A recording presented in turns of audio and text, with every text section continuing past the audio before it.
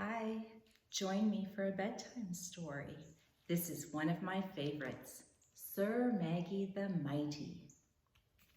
Sir Maggie the Mighty, a book about obedience.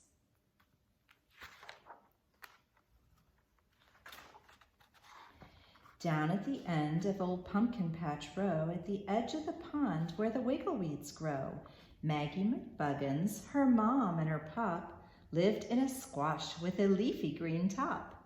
There in the shade of a wiggleweed flower, Maggie McBuggins would play by the hour. Sometimes she went on a voyage at sea. The toughest and bravest of pirates was she. Maggie was also an Indian scout, dressed up in feathers and sneaking about.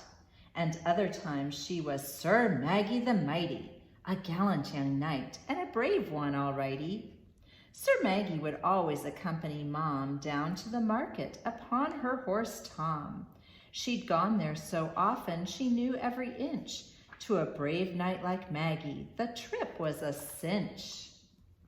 So one day when Maggie was pretty well grown, Mom let her go to the store on her own. Her mom said, "Get dressed and I'll give you some money. All that I need is some bug juice and honey." "This is my biggest adventure," thought Maggie, donning a night suit that looked sort of baggy. "I'll need my best sword and I'll need my best boots and a shield to block spears if the enemy shoots." But when Maggie's mom got a look at her knight, she wasn't the slightest bit pleased with the sight. "Maggie, you can't wear your good dress," she said. "What if you rip it? Wear this one instead. And Daddy's big boots, now what did I say? You'll trip if you wear them. Please put them away." Maggie went back to her room storming mad. She doubted if other knights had it this bad. And as she was putting on less knightish clothes and pulling the boots from her wee little toes, she suddenly thought of a scandalous scheme, a devious scheme that would work like a dream. Out of her closet she got a big sack, the sort she could carry along on her back. She snatched the big boots and she stuffed them inside, along with the dress. What a great place to hide.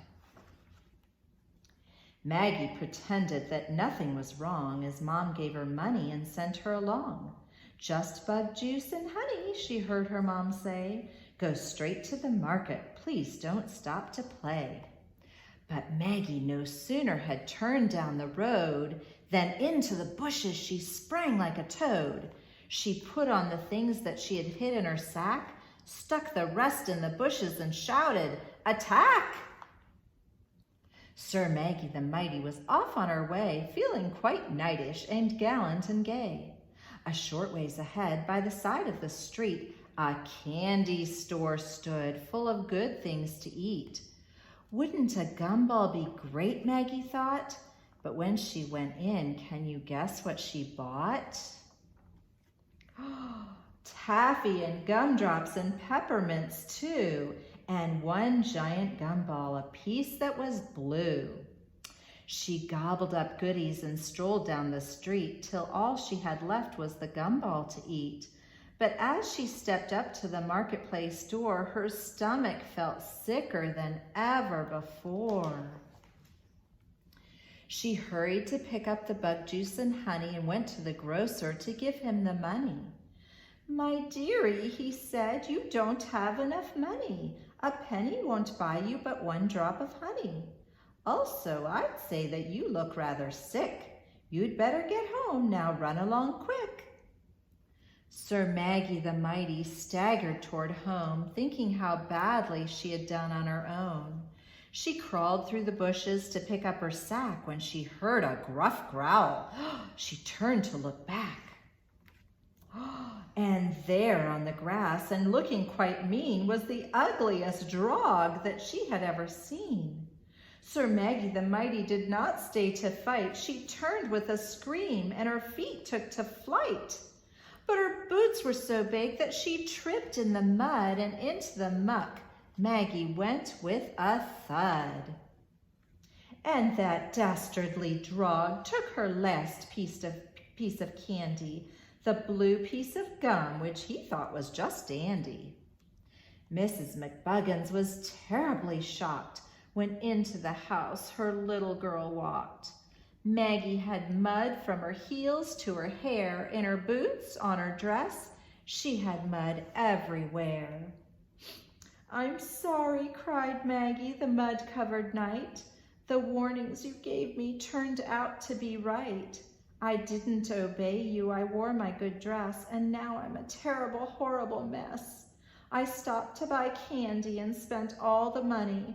That's why I don't have any bug juice or honey."